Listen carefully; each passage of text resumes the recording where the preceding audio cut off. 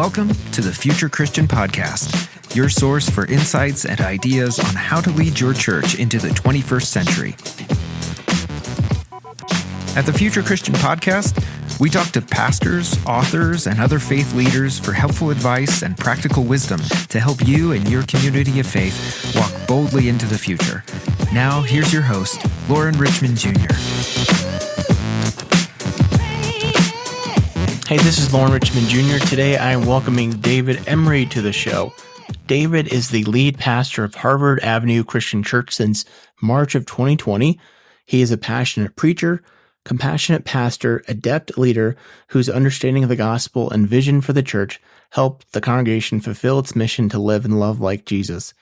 David has a reputation for growing churches, reaching new people, and transforming lives in every church he has served throughout his ministry, which includes congregations in Arkansas, Texas, and Kentucky. He holds a BA from TCU and an MDiv from Vanderbilt. If you were to ask David what his favorite scripture passage is, he would say anything he's preaching on this week. An avid runner and multiple marathoner, when David isn't on the trail or in the pulpit, he enjoys spending time with his wife Teresa and their children and grandchildren.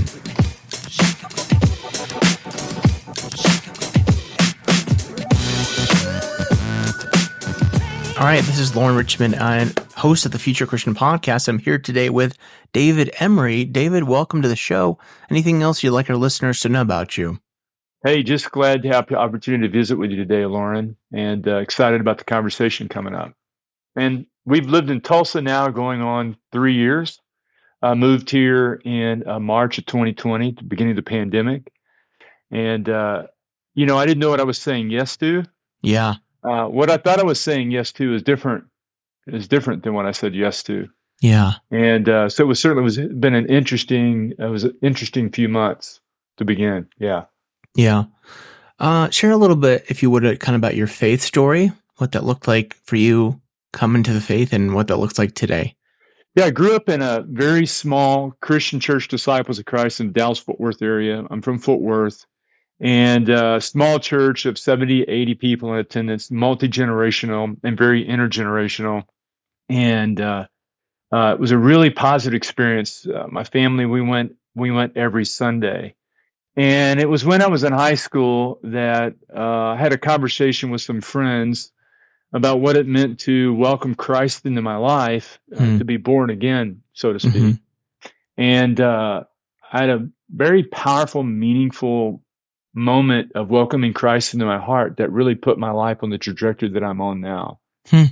And it was very personable and very real. I had been baptized when my family joined the church, but then out of this personal connection I had with Christ through this personal encounter and prayer, I was baptized again at my home church. My pastor didn't think it was necessary, but I felt it was very necessary because it was my own decision. And so it was at that point I began this journey. And when I was at church camp, I went to church camp in the Christian Church Disciples. At church camp, I heard a call to ministry, and that put me on the path that I'm on today. And I would say that, I came from pretty humble background. Parents were hardworking people. Mm-hmm. And a very simple faith, went to TCU, then off to Vanderbilt, and all that goes with having your mind open to different ways of thinking about your faith in your life. Yeah. But I think some of the same core things are still true of me. I've always, the unconditional love of God and radical hospitality have always been kind of the core of my faith from the very beginning. Yeah. What's a spiritual really practice? Describes who I am as a Christian today. And I would say, add one other thing, Lauren, is that today I call it theological humility. Mm-hmm. But as growing up in the Christian Church Disciples, this appreciation for diversity of thought and opinion has always been really important to me. We call it at Harvard, theological humility is one of our core values. Yeah, I appreciate that. What's a spiritual practice that's been meaningful for you? Well, I would say probably the best part of my day is in the morning. Mm-hmm. And prayer, reading scripture, and coffee early in the morning. I get up really early, between 4:30 and 5 most mornings. Wow. And so I have two things that I do. I read scripture I write in a journal. I write in a journal almost every day. And then I exercise. Yeah. And so I'm I would describe myself as a very hyper person. Yeah. And so early morning, I'm very focused, and Bible reading in the morning is really important to me. And then I go out and usually run. I'm a runner. I'm a marathon runner, and I run between 4 and 5 days a week. When I was a little younger, I was running 6 days a week, up to 60 miles a week. Wow. And the clarity, of between the Bible reading and followed up with running has been a really important part of my life. What's your best marathon time then? What's that? What's your best marathon time? 3:27. I qualified for Boston 3 times. It's not bad. It's not bad. Yeah. And I'm sorry to cut you off. What were you going to say? The running, what I was going to say was that I had a pretty big transformation that took place in my life. About 13 years ago, I was diagnosed with lymphoma. And I went through 6 months of radiation and chemotherapy. And that was a huge thing for me. I was in my, like 45, 46 range, 47. And I really began to change the whole way I was looking at my life and my ministry, because I really had no outside interest. And I really didn't have a rich life of spiritual practice. I was pastoring a growing church, a larger church than what I'm serving now, and was pretty unhealthy. I weighed 75 pounds more than I weigh now. I was not athletic in any way. And so after I went through the chemotherapy and the radiation, on the other side of it, began to work out and began to pay more attention to my life outside of my work. And that's when I began to run and dropped the weight and found out I was a pretty good runner, and developed a whole community outside of the church world that's just made my life a whole lot healthier and happier. And I took a look at all the people who are effectively leading organizations and institutions in their 60s and 70s, and there are many, but all of them, most all the people I see as role models have been people who have been physically fit. And physically fit, pay attention to their weight, to their health, exercise. It's not always a guarantee of good leadership, right? But I think paying attention to our physical health is just as important as it is what we do. Reading scripture, prayer is an important discipline. Paying attention to our bodies. Yeah, that's a good word there. I would say, Lauren, if I was going to give advice to somebody who was young in ministry, is that exercise. The time that you spend exercising physically, find something that you love to do and take care of yourself physically, and that will lengthen your life and strengthen your heart and your mind. Yeah, that's good. That's good there. Appreciate you sharing that. Yeah. So, let me just kind of introduce how our paths kind of crossed, maybe. Sure. So I'm a big fan of Tony Morgan and the Unstuck group. I don't know how I came across his podcast, but I've been a pretty regular listener of this podcast for at least probably 2, 3, 4, maybe longer years. And, Tony Morgan definitely comes, I think, David, this is fair, from more of an evangelical tradition, but he does work with, and the Unstuck group works with a lot of mainline churches. So one day I was listening to it and I heard this guy, David Emery, on the show, and I'm like, talking about how he comes from a mainline church. And I'm like, oh my goodness, what mainline tradition does he come from? And then I looked him up and he's Christian Church Disciples of Christ, same what I am. And I was sort of flabbergasted because I think, David, I don't know if you'd agree with this, but I think this is a bit broad brush, but I think many mainliners would take offense, perhaps, at some of the attitudes and methods that the Unstuck group and Tony Morgan might prescribe. I'm obviously more open to their ideas. I, in fact, had one of the reps, Sean Bublitz, on the show several episodes back. So go back probably about 10, 15, maybe 20 episodes. But anyway, so I said, man, I got to talk more to this David guy. And in that episode, you kind of talked about your work at Harvard Avenue Christian Church. So why don't you kind of just introduce how you got there and what that work kind of looked like? Yeah. So I spent 17 years in my last congregation in Louisville, a church larger than the church that I'm serving now. And at the end of that period, I just felt like a season was coming to an end for me. And I felt like the church would benefit from having a new pastor and a new leader. And either I was going to have to be the new leader or the new pastor, or they were going to need a new leader and a new pastor.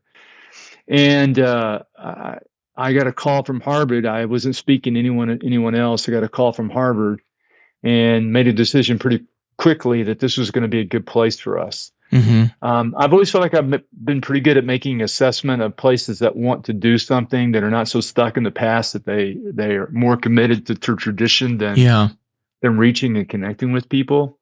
And my love is helping a church cast vision, and get clarity about values and purpose and direction, and establishing a strategy to accomplish those things.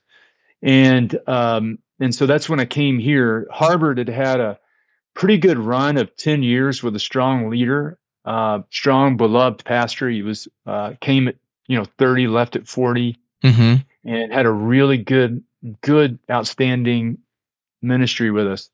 And so I came after he'd been gone about a year, and was expecting that we were going to sort of pick up there and move forward. But then we had the pandemic, and it changed the trajectory of everything we were doing. But what they asked me to do, Lauren, was they wanted me to lead the church to the next chapter. And they just had this closed one chapter of expansion, and the church had added a lot of younger families, and the church had some good health.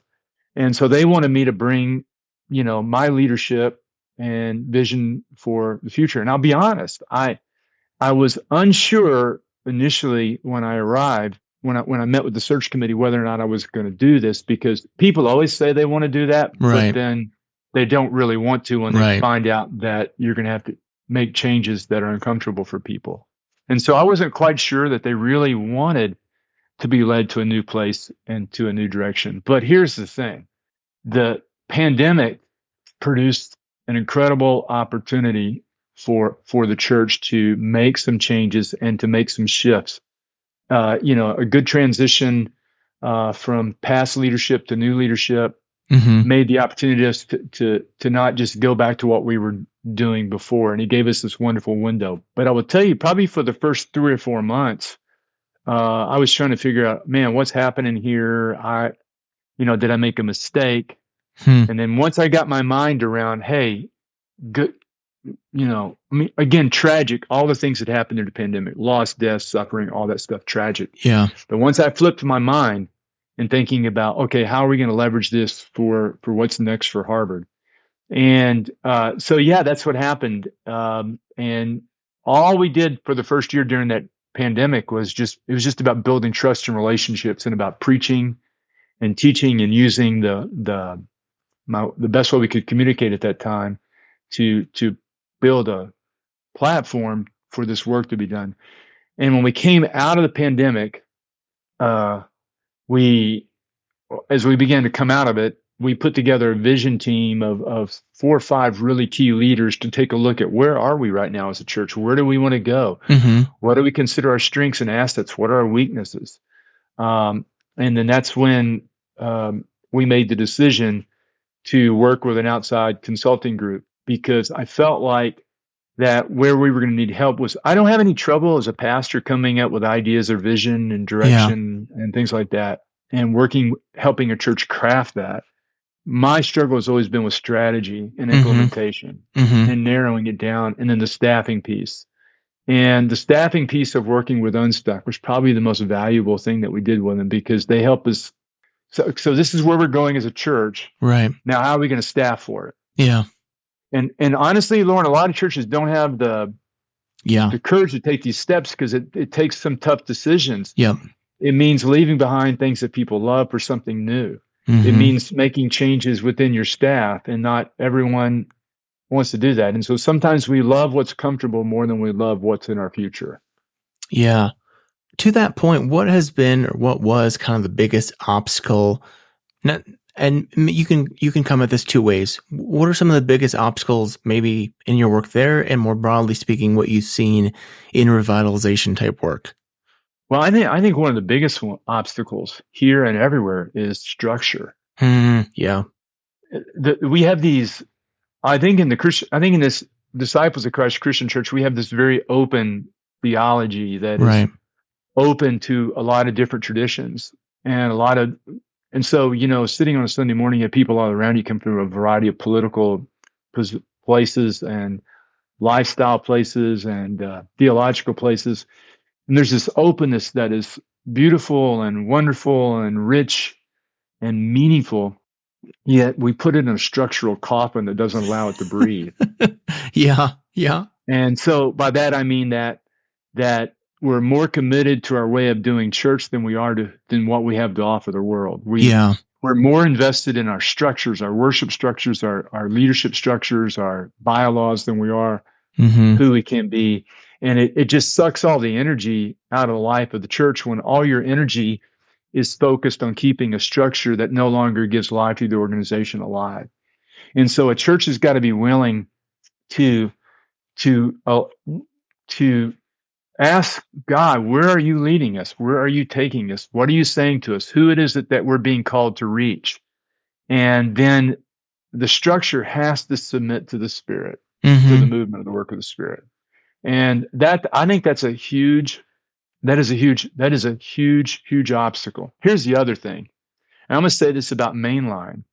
The Mainline church, and sometimes us as disciples, my concern is that we've also lost our love and appreciation for theological diversity. Yeah. Because I'm afraid that we're doing the same thing that we're seeing happening in other parts of the life of the church that are swinging real hard to the right. The church swings real hard ideologically to the left. Yeah. And so we don't have a lot of passion for connecting with people in the church who just have a different theological orientation. Yeah.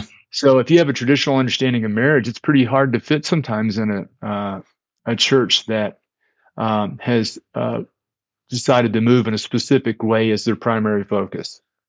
And let me say this: we are a church that does practice radical hospitality and is open to gay and lesbian people.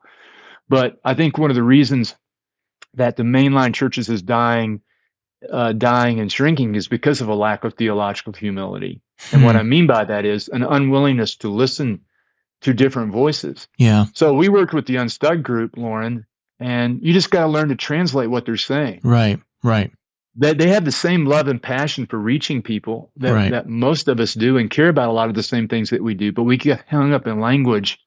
And sometimes we're theologically snobbish, that we're not willing to listen to someone to understand where they're coming from and what they care about, and we can learn something from other people.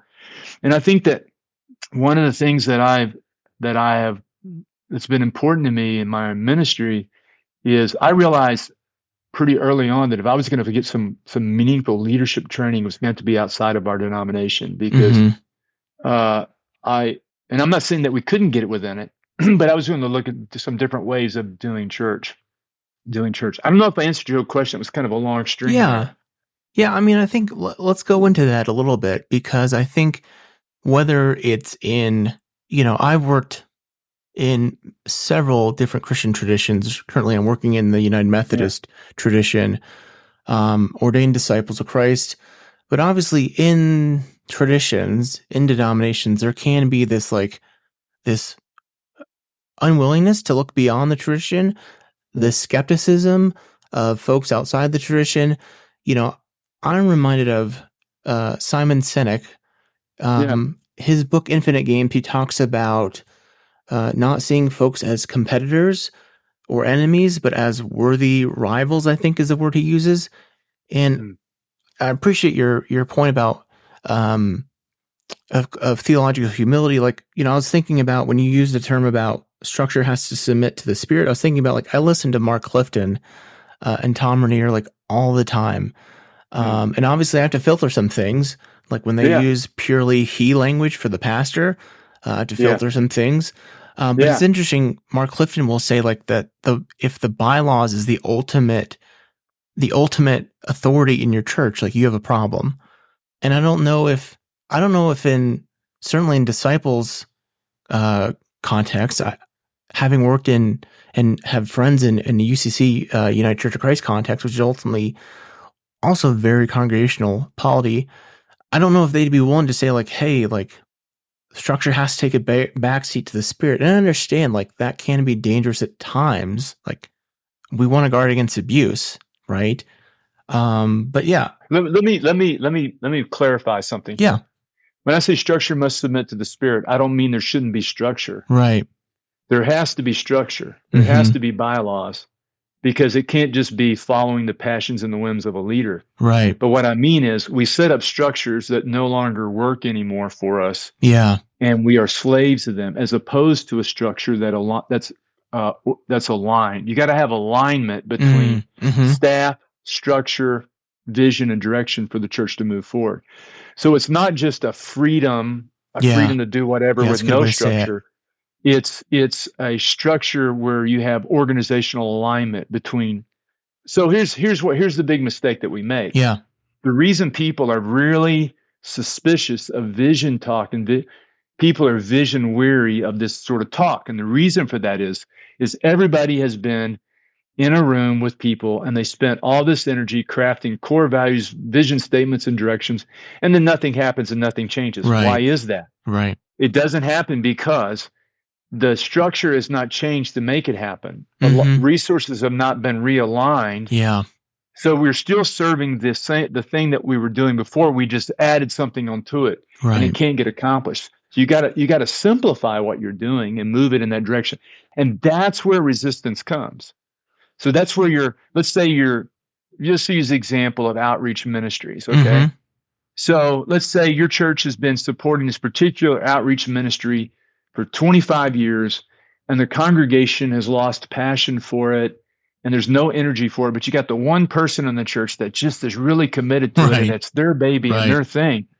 And so at some point you got to say, hey, you know what? We appreciate you've done this for 25 years, but this is not where we're going anymore, and we're not going to commit financial resources. Those things are really hard. But what ends up happening is you can't move forward quickly because you got a church that worships 125 people, and you got 50 decision makers. Yeah. And it just doesn't work. Smaller boards, smaller leaders. When you have 25, when it's a complete democracy on everything, nothing ever gets accomplished. And there has to be the willingness to allow a core of leaders to be able to set direction for the church. And that requires just this high level of trust and confidence, and it takes a long time to earn it. Yeah, that's what I mean by structure and spirit. Yeah, let's dive into that a little bit, because someone like Tony Morgan and the Unstuck group, they advocate for smaller boards, smaller decision-making groups. Obviously, in congregational polity, it can be interpreted very differently, but there's some folks, whether it's in congregational type governance churches like the Disciples of Christ, who want to be like bigger boards, more people, more, consensus type. Why do you think that's just not a good idea? It doesn't work. Cut and dry. Show me a disciples congregation that's effectively growing and discipling people where they have a structure like that. Yeah. I mean, look at the record of our denomination. Yeah. It's in a significant decline. Right. And look in the congregations. You interviewed Jeff Mitchell recently, growing congregation. And I can point out, several disciples congregations in the country that are growing, and all of them, I guarantee, have addressed this issue. But when you have this, large boards, it's just ineffective, inefficient. It doesn't work in the business world, and it's not going to work in the church. Now, I'm sure there's exceptions to everything. Right. But there's a way of arriving at consensus with smaller boards and smaller leadership groups. It's just a different way of going about it. I would say at Harvard, we have a small decision-making body, but we have a great deal of consensus about direction, and that comes through trust. It comes. The congregational leaders are elected. We don't just make decisions. I am a collaborative leader. And when we're making big decisions, we talk with key influencers and leaders. There's a way about going about doing that. Right. What's your thoughts then for a pastor who sees this problem in their church and it's like, we have, 12, 15. I mean, I don't remember, Tony Morgan in his podcast jokes about seeing boards of 30, I think, of people. I mean, that doesn't shock me, frankly, having worked in the Mainline, to imagine that there could be a board of 30 or more people.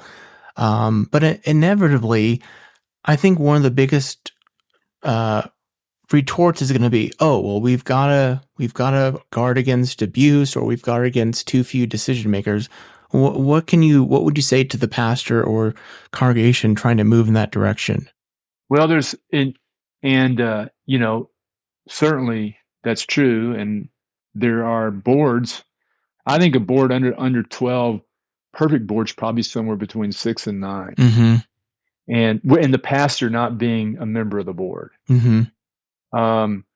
But how do you got to have checks and balances put in place. We have, and I don't know that there's any less accountability with 9 people there's are with 30 people. Yeah. There's probably more accountability with 9 than there are with 30. Besides, the reality is you have 30 people on the board and 9 people show up anyway. Right. You have 9 decision makers. But here's I think this is the critical thing. Let's say a pastor wants to make this change in the church. And if somebody wants to operate with that, I'm not going to fault anybody if that works for people. What ends up happening is the problem with larger boards, the church becomes very insider focused. Yeah. Yeah. And all the energy is focused on the maintaining of the organization as opposed to missional work in the community. So if the church pastor wants to make this move, you don't start with structure. So the big mistake would be, I hear all the time, hey, we're thinking about changing our bylaws. Well, why? We're thinking about getting a smaller board. Why? You got to ask the question, why first? What's the vision? Where's the church going? What's the direction? That's good. And then when people get really excited about the vision and the direction of the church and what we're doing, then they're willing to change because they can see why we're doing it.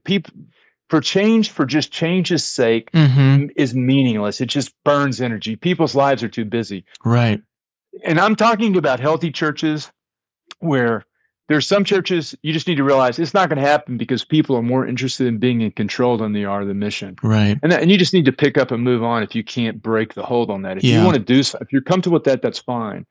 But if a pastor really wants to lead an organizational change, it has to begin with the heart. Where is God taking us? Where is God leading us? What are we being called to do? What's our primary focus? What's our emphasis? Where's God leading us?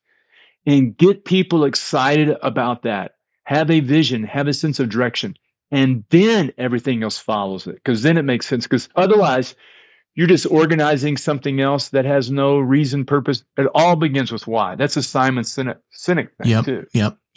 What's your big why? What's your purpose? Right. I'm thinking of a United Methodist pastor I follow who talk about the importance of vision. And again, David, I don't know your thoughts on this, but I feel like in the Disciples of Christ tradition, there's this kind of reticence about pastors being vision casters. And this Methodist pastor I follow, Jack Chitama, he emphasizes that a leader casting vision doesn't define this is how it's got to be. It creates space and energy and passion for other people to vision themselves. Does that make sense? Mm-hmm. I totally agree with that.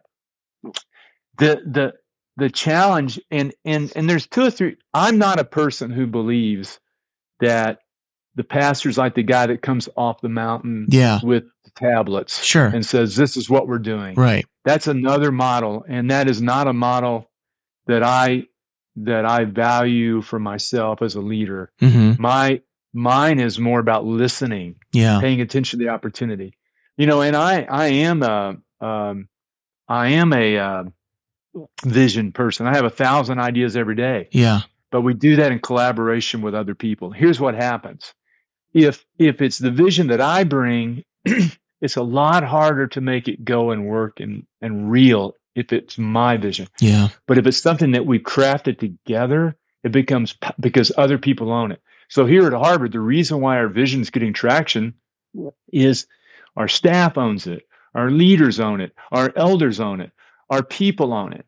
And then what happens is the church begins to get some momentum and energy. It just begins to take off, right? And you don't have to work so hard at it.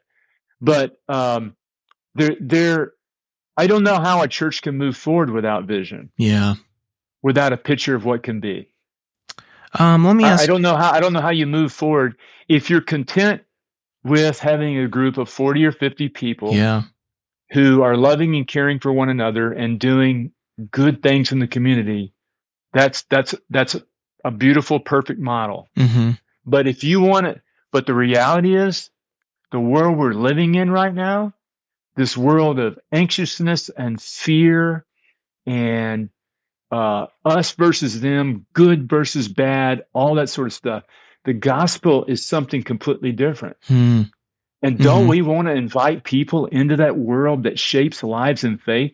Take Jesus out, take discipleship out, just call us the United Way and put a thermometer out in front of the building. There's nothing, why would you want to be a part of the church? Yeah. Just go belong to a small group somewhere doing stuff. But what I mean to say is the church needs people, need the gospel, the good news of Jesus in the world needs us in the world right now because it is something different. Yeah. Jesus was something different. He wasn't a Pharisee. He wasn't a Sadducee. He wasn't an Essene. He wasn't a Zealot. He wasn't a Roman. He offered a path, a different path. And I think that that's the opportunity. Don't we want to draw people into that? Mm-hmm. We shouldn't be content with decline. Yeah. Yeah. I appreciate that. Let me ask you two more questions. Yeah. One is kind of broad. One is kind of to your context there.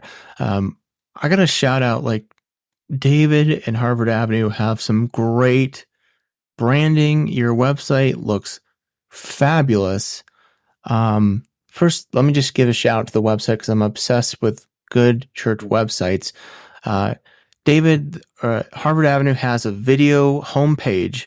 And the thing that I love about that, David, is that you immediately see within 5 to 10 seconds, that video answers questions that people want to know about the church within 5 to 10 seconds. So it describes what the demographics look like, what people wear to church. I had J.J. Peterson on several episodes ago, and he said that the number one question people want to know from a website is what to wear to your church. It answers what style of worship you have, small groups, whether kids exist. So a great website. So talk about some of the intentional work you've done on that kind of rebranding. Again, that marketing, branding thing can be a scary word for mainliners. Yeah, so that's a really good question. And let me also acknowledge one thing.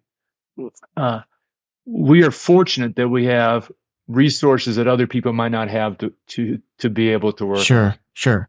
And so it's not a level playing field. And I've served other congregations that did not have the same level of resources. Mm-hmm. So it's not necessarily a level playing field in terms of that.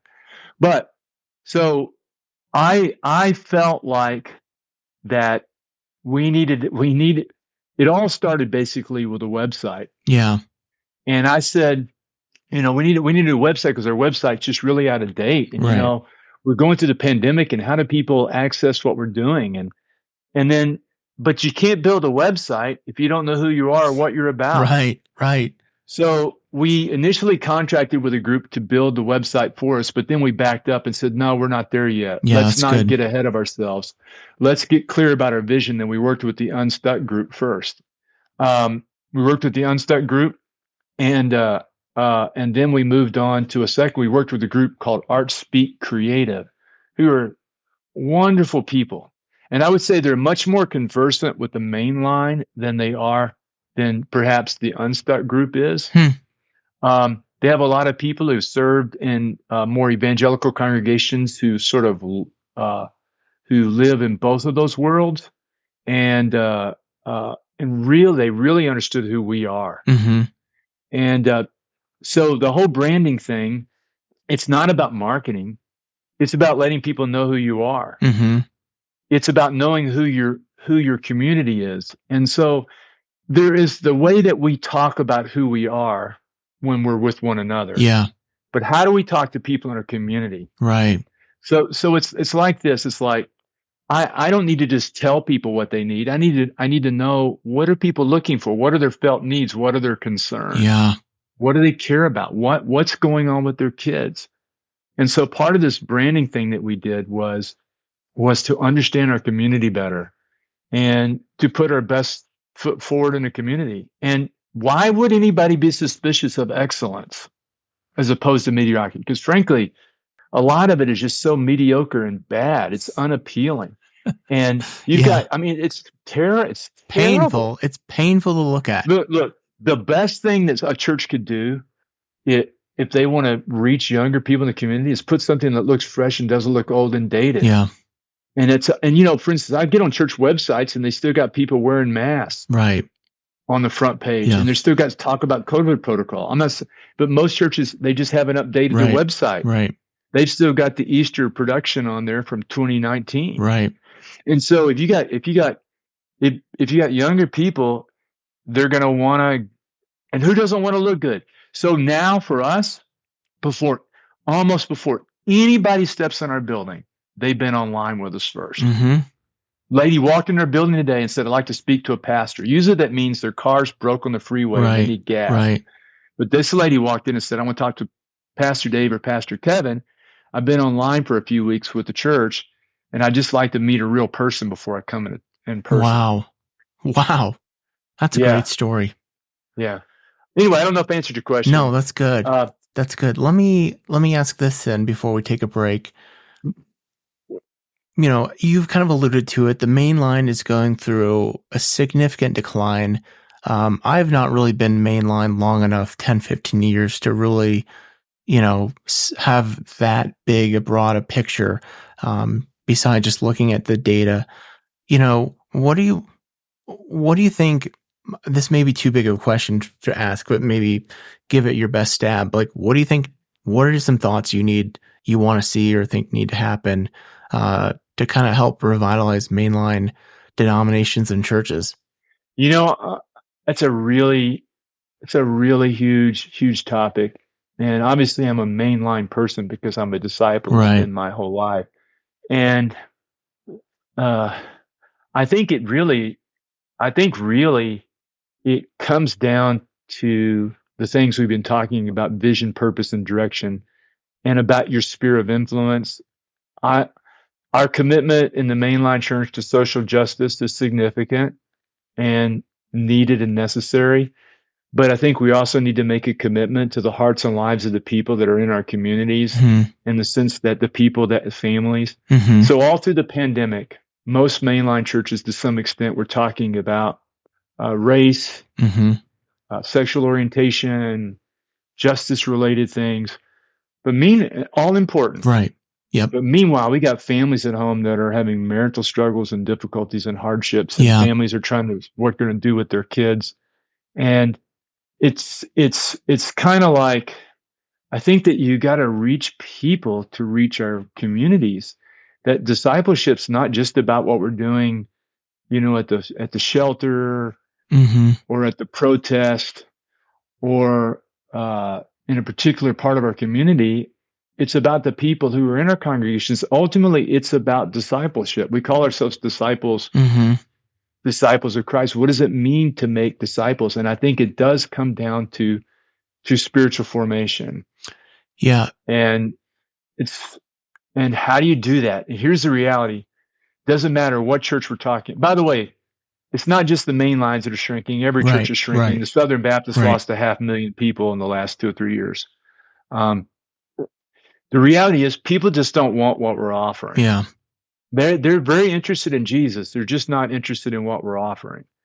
And so we've got to, and if we're bored by what we have, and if we're bored and it's not interesting to us, it's not going to be interesting to anyone. Yeah. I don't know. I didn't really answer your question. I wouldn't want to prescribe something to the main line because I just sort of feel out of sorts, really out of place completely. It's fair enough. You know, I don't know where I fit. I'm not mainline. I'm not old line. I'm not liberal. I'm not conservative. Yeah. I'm not left. I'm not right. I'm none of those things. I just want to live and love like Jesus and get other people to do it. I want to take all the boundaries down because mainliners and conservatives, they all put these boundaries around. Yeah. I just want to take it all down and just point people toward Jesus, who shows us how to live and love in the world. And I think the world would be a lot better if we just lived in that way. So I'm convinced of that. Yeah. Let me ask this, David, in response to what you said. One of the things that I felt and was part of really core part of my ethos in a previous ministry context was just this thought that, and I think, others might disagree with me, but this is my thought, is that before I'm going to get, those families, like you mentioned, to really see the racial injustice, the LGBT exclusion, all these serious social justice issues, is I felt like, and again, others might disagree with me, but I felt like that I needed to see them and see them struggling with their kids, see them struggling to pay their mortgage, see them struggling in their marriage. And I think something that breaks my heart is I just feel like, broadly speaking, mainline Protestantism has kind of given up on like white suburbia. And I don't know, like I feel strongly emotional even about that right now, because I just think like there's so many, and again, I don't want to say that like the focus of church should be white people or white suburbia. Like I believe church is for all people, in the gospel, but I don't know. That's just been something that's really been on my heart the last few years. I could not agree with you. I couldn't agree with you any more than that. The gospel is truly for everybody. And, this is one of the criticisms that I have of us, of what I call just the lack of humility within our traditions, mainline traditions. Are you familiar with Live Church TV? Yeah. So they've got campuses. Yeah, campus down the street from me in Colorado. Campuses everywhere. They probably got 200,000 or 300,000 people in a weekend in attendance. And people will look at that and they'll sort of dismiss it because they don't. Yeah. But you know what? I'll tell you something. I will tell you something. I guarantee you that those churches are making the 200,000 to 300,000. They care about the community. They care about poverty. They care about the things we're talking about. And they're making a huge impact in the communities with regard to poverty, hunger, all those kinds of things, cleaning up schools, doing cleanup days, doing service. They're all in on all that stuff. But because we don't agree with them theologically, we want to dismiss them. And what are they doing? They're reaching people. Yeah. We are followers of Jesus Christ. And I just think that we've got to hold on to the divinity of Jesus along with the humanity of Jesus. And it's just kind of like we've given up on the idea that Jesus is the Christ, the Son of God, called to bring salvation and love to the world. And that placing my heart, faith, and trust in him is life-changing and transforming. Yeah. That is something I've never lost. I don't really know how to describe myself because I'm not this or that. Yeah. I care about the issues that you're talking about, racial justice, the inclusion of the LGBTQ community. But I also believe that Jesus is the Son of the living God, the Christ that came to save me from my life and from myself. Don't believe that to the exclusion of others. Yeah. But without that, we're just a group of people gathering around a good teacher. Yeah. Yeah. I mean, that can be a good thing, but I'm not, we got families that are concerned about meaning and purpose. Right. Yeah, I agree with you completely. You can tell I'm a little bit passionate about that. Yeah. Well, we should probably leave it there. For those, go back to my last, or for those passionate about this conversation, check out my episode with Jeff Mitchell. He made the phrase that Christology shapes ecclesiology. So go back and listen to that episode for our listeners. Here, let's take a quick break and come back with some closing questions. All right, we're back with David Emery. David, appreciate the conversation. I always give these closing questions. You can take them as seriously or not as you'd like to, but if you're Pope for a day, what do you want to do with that day? If I'm Pope for a day? Yeah, what do you want to do with that day? That's a great question. Okay, we'll come back to that. Come back to that. I don't. A theologian or historical Christian figure you want to meet or bring back to life? John Wesley. John Wesley. Okay. Yeah, my Methodist listeners more like that. I'm doing a sermon series coming up this next month. We're doing a small group series and sermon series called The Grace Effect, and we're looking at 5 people in history and the impact that grace had on their life. And Wesley is one of that we're looking at as a church and his story. I'm telling his story And we're talking about grace and the role of transformation. So it'd be an interesting conversation for me. That's good. I love that. What do you think history will remember from our current time and place? The us versus them mentality and the inability to solve common problems, the lack of human decency and respect. Superintendent of Tulsa Public Schools is a member of our church and just resigned from her position yesterday. Wow. And she serves one of the largest school districts in the country. Yeah. And the political division and mean-spiritedness that has taken place around a lot of these things, to me, has been disheartening and heartbreaking. And it's just a microcosm of the whole world. And she's an amazing, amazing leader, amazing person. Wow. Hopes for the future of Christianity. That we will embrace humility and radical hospitality and move away from the structures that make it difficult for us to love people. It's relational. It's all relational. It's about loving people. Yeah. Embodying the teaching of Jesus to love and serve. Where can people connect with you, David? Through our website. www.hacctulsa.org. And my email is david@hacctulsa.org. All right. Well, thanks so much, David, for your time and the conversation. Always leave folks with a word of peace. May God's peace be with you. Peace with you also. Thank you so much, Lauren. Thanks for joining us on the Future Christian Podcast. To learn more about Lauren or the podcast, visit future-christian.com. One more thing before you go. Do us a favor and subscribe to the podcast. And if you're feeling especially generous, leave a review. It really helps us get the word out to more people about the podcast. The Future Christian Podcast is a production of Torn Curtain Arts and Resonate Media. Our episodes were mixed by Danny Burton, and the production support is provided by Paul Romick-Levitt. Thanks, and go in peace.